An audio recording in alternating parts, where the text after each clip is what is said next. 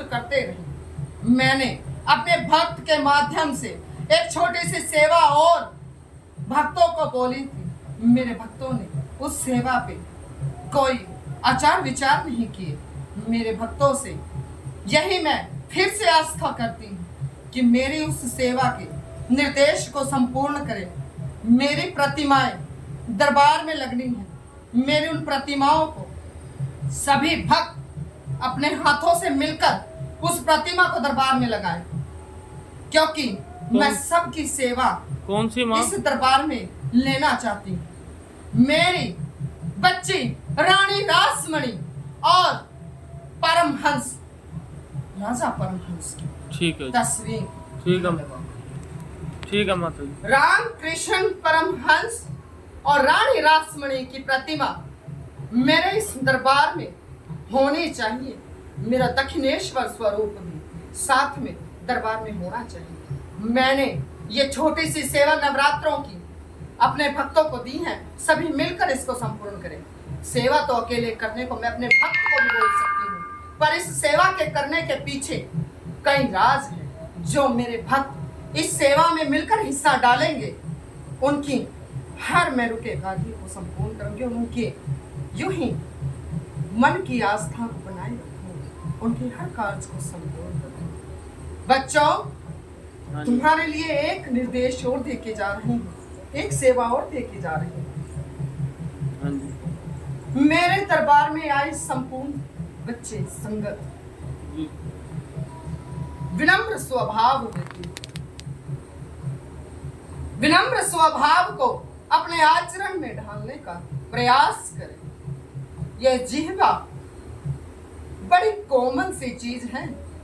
ये कह के अपने अल्पगवस अंदर चली जाती है और बुराई का कलंक इंसान के शरीर पे माथे पे लगवा जाती है। इसीलिए ये कोमल सी जिह्वा का उपयोग सही और बिल्कुल कोमल वचनों से बोल कर ही इसका उपयोग करें।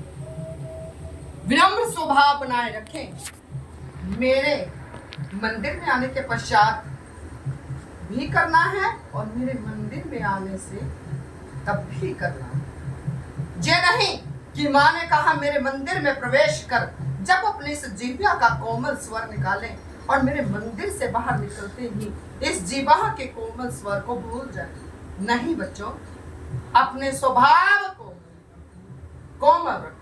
कटु शब्द, कटु वचन मेरे भक्तों को इस जिह्वा से शोभा नहीं देती। समझ आई? ठीक है। और मेरी सेवा को यूं ही जारी रखो। ठीक। मैं अत्यंत प्रसन्न हूं। कल्याण माँ मेरे पे भी देखो थोड़ा। बच्चे, विधि के उस विधान को कोई बदल नहीं सकता। हाँ जी, वो देखो। सुख है तो दुख भी है, रोग है तो निरोग भी है, सुंदरता है तो गुण तो अवगुण। जी समझ आई? हाँ जी। बच्चा, ये तो एक कष्ट है और कष्ट के जितने समय तक मैंने इसको दबाए रखा। अब ये कष्ट तेरे लिए महाप्रलयदायी होगा। महाकष्ट घोर समस्या को उत्पन्न करेगा। इसीलिए इस कष्ट को मैंने उठा दिया और इस कष्ट से घोर कष्ट ना बने तभी मैंने ये रास्ता तुझे दिया।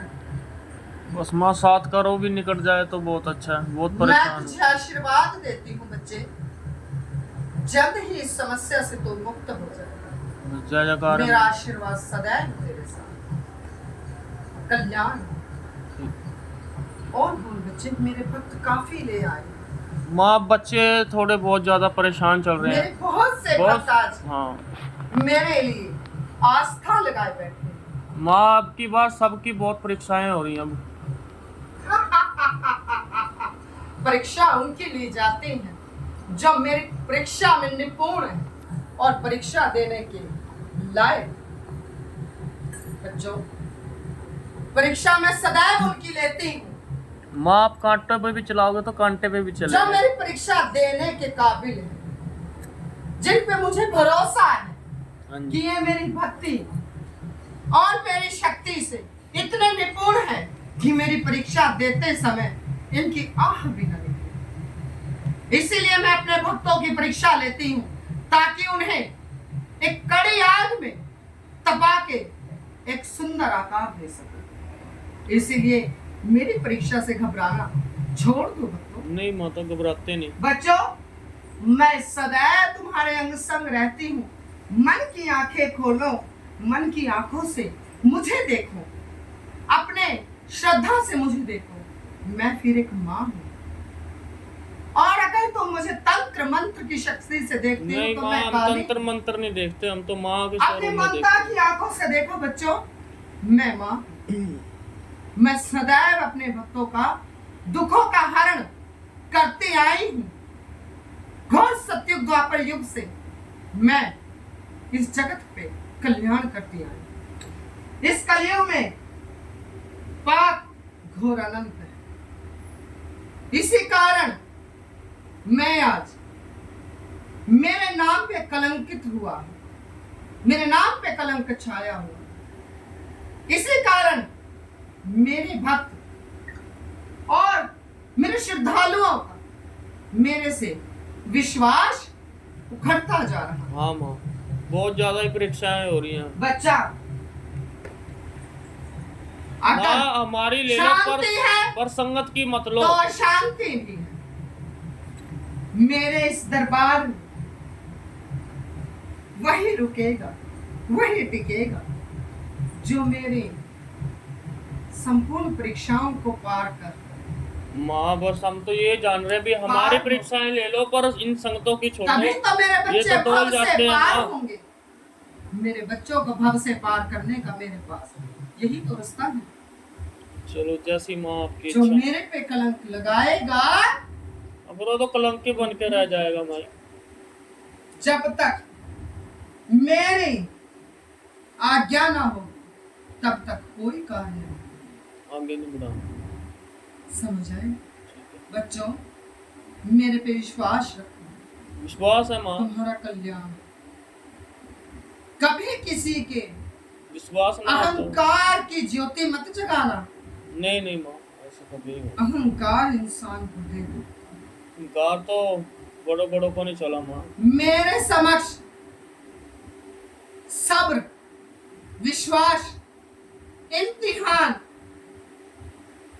ये लेकर खड़े रहो। मैं सदैव तुम्हें अरे माँ अगर मैं परीक्षा लेती हूँ तो मैं परीक्षा पार करवाने के लिए भी साथ ही हाँ ये होती तो हूँ। है माँ, हम तो आपके चरणों की धूल है, आपके साथ हैं।